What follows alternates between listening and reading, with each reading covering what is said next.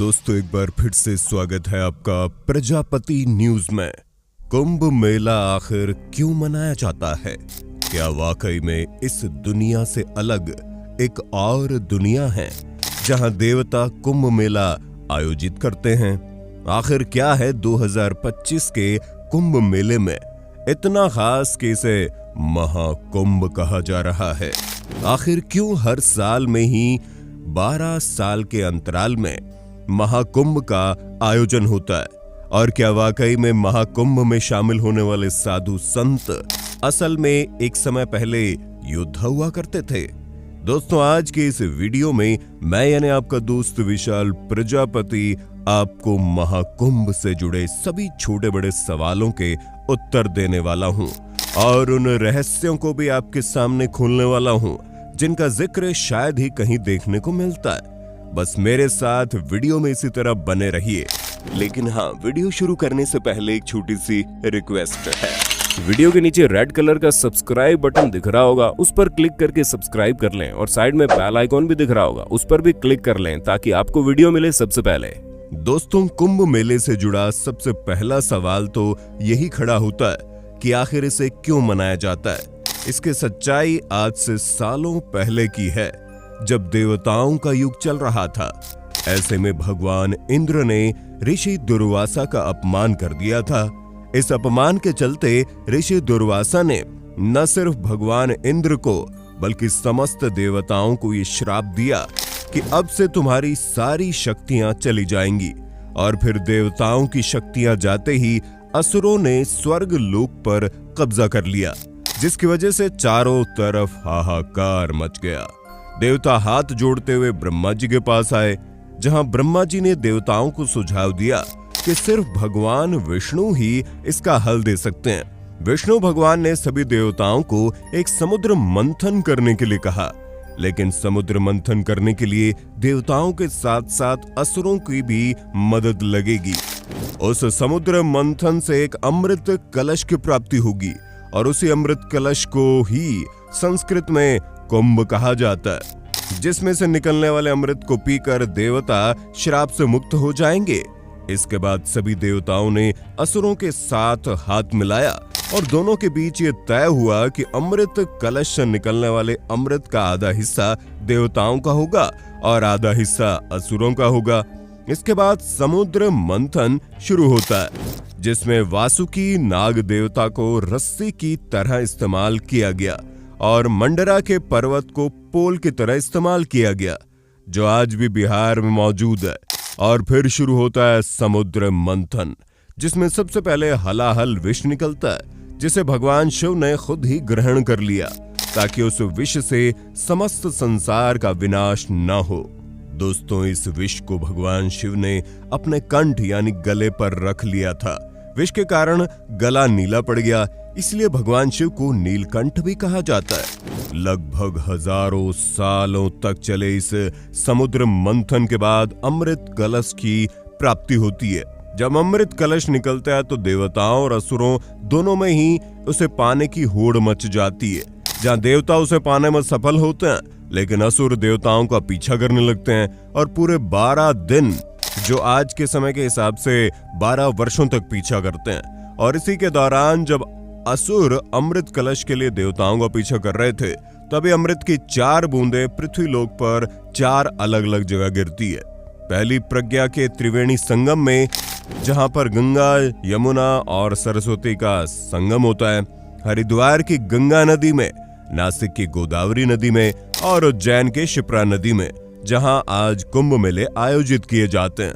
दोस्तों इसके अलावा भी 8 बूंदें अमृत की गिरी थी, जिनके बारे में कहा जाता है कि वो 8 बूंदें पृथ्वी लोक पर नहीं बल्कि किसी और ही लोक में गिरी, जहां देव उस कुंभ मेले को आज भी अटेंड करते हैं। अब सवाल आता है कि हर 12 साल में क्यों कुंभ मेला लगता है? दोस्तों अगर हम वैज्ञानिक तौर पर देखें तो जो हमारे सौर मंडल का सबसे बड़ा ग्रह है बृहस्पति, वो 12 साल में सूर्य का एक चक्कर लगाता है। और इसी जुपिटर यानी बृहस्पति सूर्य और चंद्रमा की जो एस्ट्रोलॉजिकल पोजीशन है, उसके बेसिस पर यह तय किया जाता है कि अगला कुंभ किस समय और किस जगह पर मनाया जाएगा। इसीलिए हर 12 साल के अंतराल में एक पूर्ण कुंभ मेला आयोजित किया जाता है। जो पूर्ण कुंभ मेले के बीच में होता है अर्ध कुंभ मेला, वो हर 6 साल के बाद होता है। और जब 12 पूर्ण कुंभ मेले की साइकिल कंप्लीट होती है तो 144 साल बाद महाकुंभ मेला आयोजित किया जाता है। इस बार का मेला यही महाकुंभ मेला है। और दोस्तों, महाकुंभ केवल किस्से कहानियों की बात नहीं है, बल्कि मुगलों से लेकर इतिहासकारों तक हर किसी ने कुंभ का जिक्र किया है।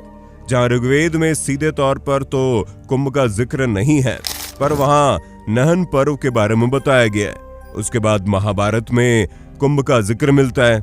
यहाँ तक कि जो बुद्धिस्ट टेक्स्ट हैं उनमें से भी यह जिक्र मिलता है। पर दोस्तों, कुंभ का जो सबसे पहले लिखित प्रमाण है वो चाइनीज ट्रैवलर के हिस्टोरिकल रिकॉर्ड्स में मिलता है। ह्यून त्सांग नाम के इस चाइनीज ट्रैवलर ने ग्रेट हर्षवर्धन के समय में भारत के अंदर कदम रखा था और उन्होंने महाकुंभ के बारे में काफी कुछ बताया है।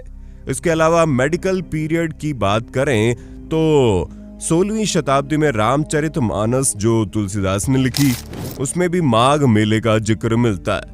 और वहीं अकबर के नवरत्न अबुल फजल की किताब ऐन अकबरी में भी इसके बारे में बताया गया। इतना ही नहीं, अकबर के ही नवरत्न बीरबल ने अशोक के स्तंभ जो कि प्रयागराज में स्थित है, वहां पर भी माघ मेले का जिक्र किया है। ऐसे में दोस्तों, आप बखूबी अंदाजा लगा सकते हैं कि ये महाकुंभ कोई अंधविश्वास नहीं, बल्कि ऐसी परंपरा है, ऐसी सच्चाई है जो सालों से सनातन धर्म के इतिहास को दर्शाती हुई नजर आ रही है।